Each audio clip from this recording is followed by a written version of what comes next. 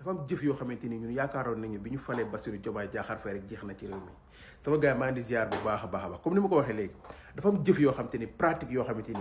ñun yaakaaroon nañu bu ñu falee Bassirou Diomaye Diakhar Faye jeex na ci réew mi ndax loolu moo taxoon ñu doon xeex ay ati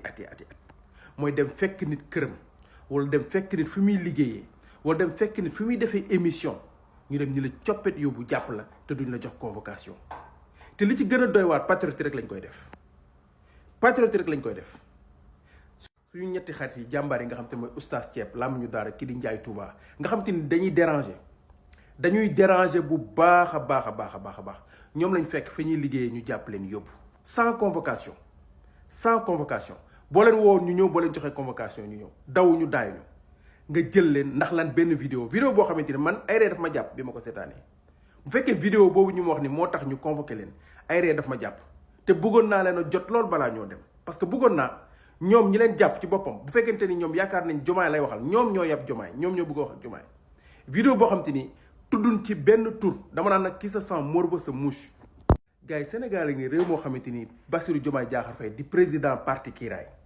réew moo xamante ni da nga gis ku mel ni Aïssatou Diop Fall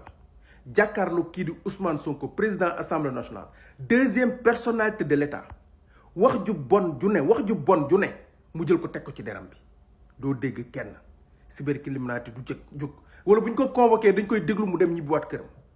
lu ko neex lay wax ju bon wax ju salte ju ne mu teg ko ci kaw Ousmane Sonko dara du ko ci fekk deuxième personnalité de l'État nga xam te ni kii tax ngeen di daw di jàpp booy yi moom moo ko teg fi mu nekk mais dara du ko ci fekk nga gis ku mel ni Karim Xurum Xaq chaque jour mu toog émission wax ju salte wax ju bon ju ne mu jël ko teg ko ci kaw Ousmane Sonko deuxième personnalité de l'État kenn du wax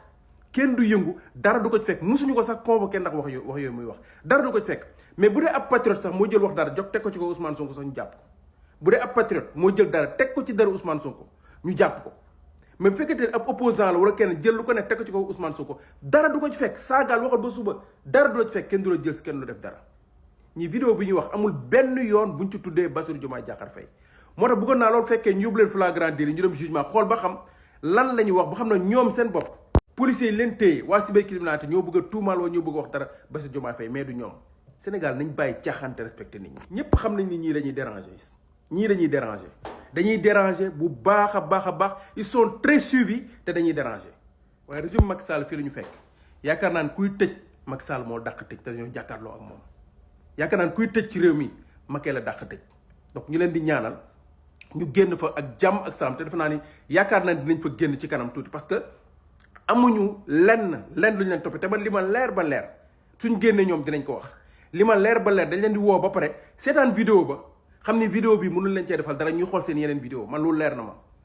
buñ seetaanee vidéo ba pare dañuy wëlbati ko xam naan di xool yeneen vidéo yu ñu leen inculpé mais vidéo bii nii nga xam te ne moo tax ñuy wax amuñu dara loo xam te ni dañ ko fa vidéo bi du début à la fin amul fenn fu ñu fa tuddee Bassirou Diomaye Diakhar Faye fenn fuñ ko fa tuddee oustaz Thiep